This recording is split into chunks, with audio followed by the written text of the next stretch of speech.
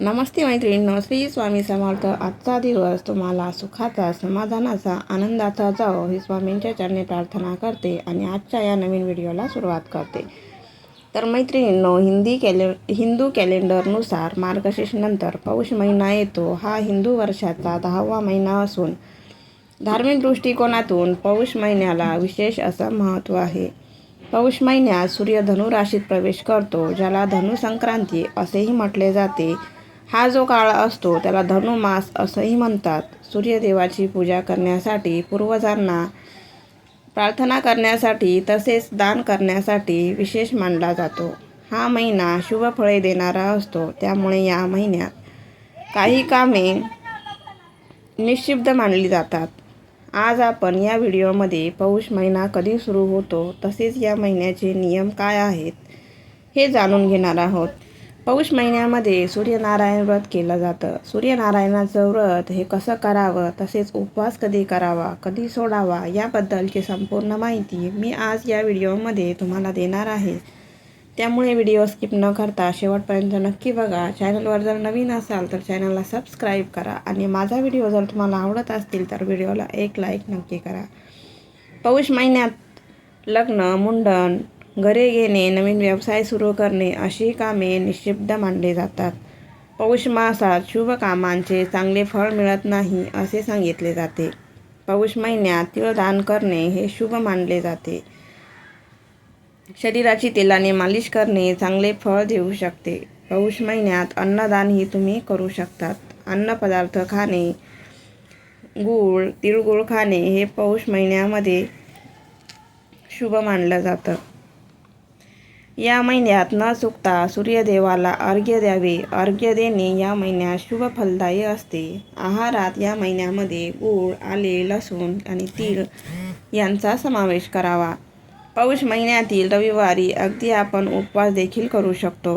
व्रताची एक साधी सोपी पूजा मांडणी आपल्याला प्रत्येक रविवारी करायची असते.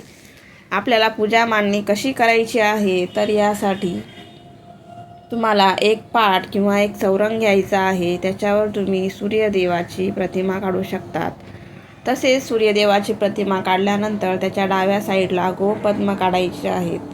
गोपद्म जर तुमच्याकडे जो साचा असेल 33 गोपद्माचा तोही काढू शकतात किंवा 4 गोपद्म तुम्हाला काढायचे आहेत. तसंच सूर्यनारायणाची जी आपण आकृती काढतो त्याच्या उजव्या साईडला आपल्याला रानूदेवी काढायच्या असतात.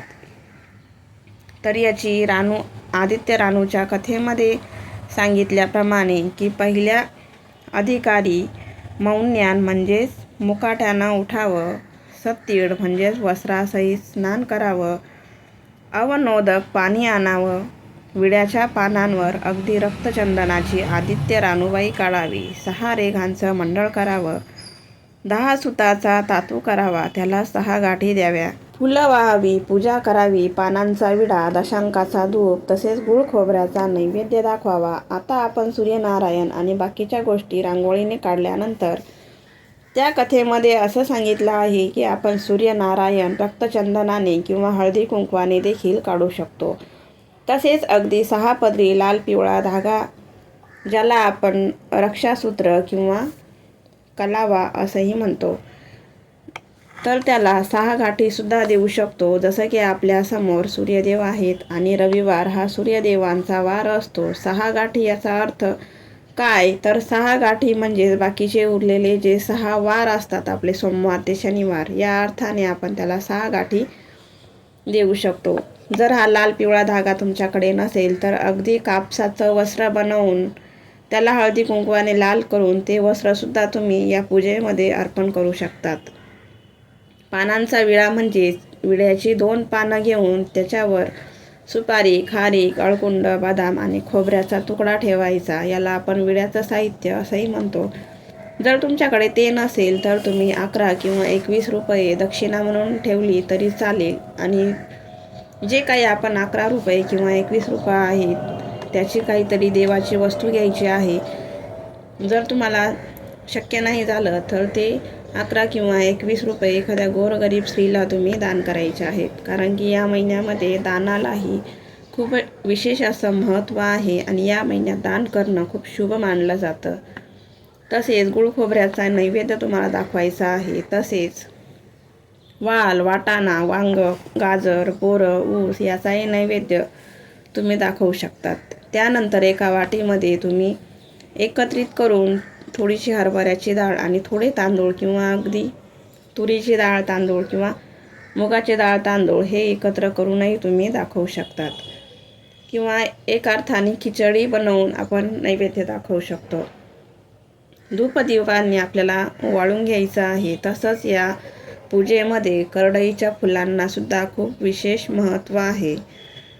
करडईची फुलं या पूजेमध्ये त्यांना खूप मोठा मान आहे. कारण की आदित्य रानूबाई किंवा सूर्यनारायणाचं किंवा आपण जे गोपद्म व्रत करतो त्याच्यावर देखील करडईचं फूल वाहणं अत्यंत शुभ मानलं जातं, अशी जुन्या लोकांची आख्यायिका आहे. पण हे फूल ग्रामीण भागामध्ये आपल्याला अवेलेबल होऊ शकतं, पण शहरी भागात मिळणं कठीण आहे. त्यामुळे तुम्हाला जी फुलं मिळतील पूजेसाठी ती फुलं तुम्ही अर्पण करू शकतात. जर ग्रामीण भागात तुम्ही राहत असाल तर करडईचं फूल या पूजेवर नक्की तुम्हाला अर्पण करायचं आहे.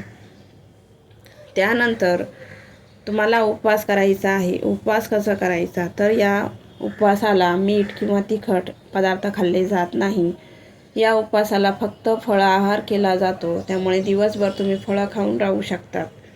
आणि सायंकाळी आपल्याला खिचडीचा नैवेद्य तुम्हाला दाखवायचा आहे या पूजेला आणि तुमचं व्रत जे आहे ते सोडायचं आहे. जर तुम्हाला एखाद्या रविवारी जर पूजा मांडणं जमत नसेल तर साधा उपवासही तुम्ही करू शकता. जसं की आपण मार्गशीर्ष महिन्यातला गुरुवार करतो, एखाद्या गुरुवारी जर आपला पूजा मांडली नाही झाली तर आपण उपवास करतो, त्या पद्धतीने रविवारी सुद्धा तुम्ही करू शकतात.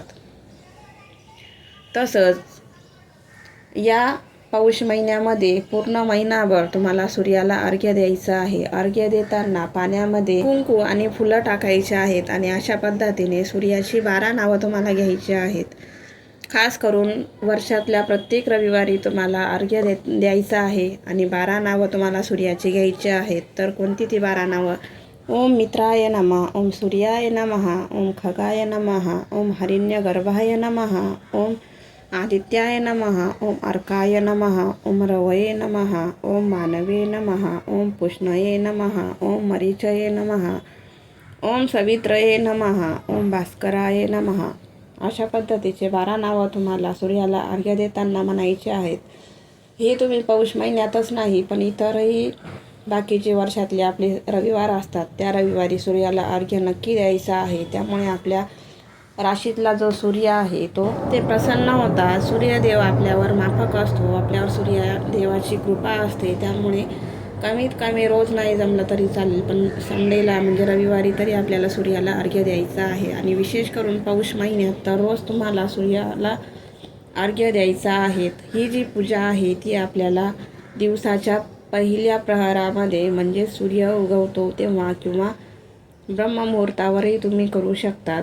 लक्षात ठेवा की सूर्य तापल्यानंतर कधीही सूर्याची पूजा करायची नसते. त्यामुळे सकाळी 8 वाजेपर्यंतच तुम्हाला ही पूजा जी असते ती आटोपून घ्यायची आहे. अशा पद्धतीने तुम्हाला पूजा मांडून धूपदीप दाखवायचे आहेत. देवाला नमस्कार करून दिवसभर तुम्हाला उपवास करायचा आहे आणि सायंकाळी खिचडीचा नैवेद्य तुम्ही करू शकतात. त्यानंतर तुम्हाला आदित्य रानूबाईंची कथा वाचायची आहे. कथा ही कंपल्सरी तुम्हाला रविवारच्या दिवशी वाचायची आहे.